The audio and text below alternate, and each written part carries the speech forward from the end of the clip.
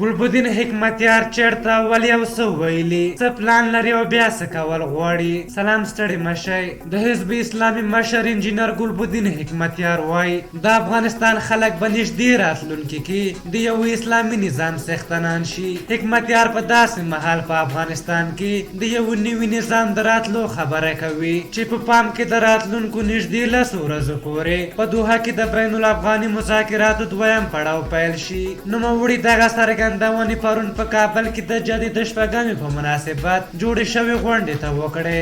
باید وویل شي چې د 1458 لمریز کال د جدې په شپږمه شوروي اتحاد پر افغانستان یرغل کړی و. په دغه غونډه کې ګلبدین حکمتیار د کابل د خراب امنیتي وضعیت په اړه اندېښنه وښوده او له خلکو یې وغوښتل چې خپل امنیت دې په خپله ونیسي. هغه زیاته کړه په هېواد کې وروستی هدفي وژنې د سولې د مخالفو کورنیو او باندنیو کړیو لخوا ترسره کیږي. د ده په خبره د کابل امنیتي وضعیت د زغم وړ نه دی او خلک د خپل امنیت د ساتلو لپاره په خپله لاس په کار شي. تر دې مخکې د ګڼ شمېر نورو سیاسي ګوندونو مشرانو، مدني فعالانو او د ژورنالستانو ټولنې هم د کابل په ګډون د هېواد د امنیتي وضعیت د خرابېدو له امله شکایتونه کړي.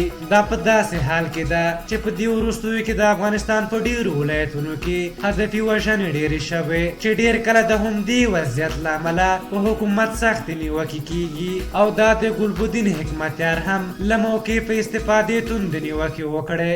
بلخوا د افغانستان د سولې لپاره د امریکا ځانګړي استازي زلمي خلیلزاد هم د هدفي وژنو په اړه اندېښنه ښودلې او دا ډول پیښې د سولې د روان بهیر لپاره ګواښ بللی دی. هیره دې نه وي چې کابل کې د هدفي وژنو ورهاخوا غلاو هم سخت زور اخیستی او اوس غله دومره زړور شوي چې پخوا به یې د شپې خلک لوټل، اما اوس یې په رڼا ورځ لوټي او هیڅ ډول د ویرې احساس هم نه کوي. هدفي وژنو، چسپکي ماینونو او غلاو د کابل د خلکو ژوند سخت تریخ کړی.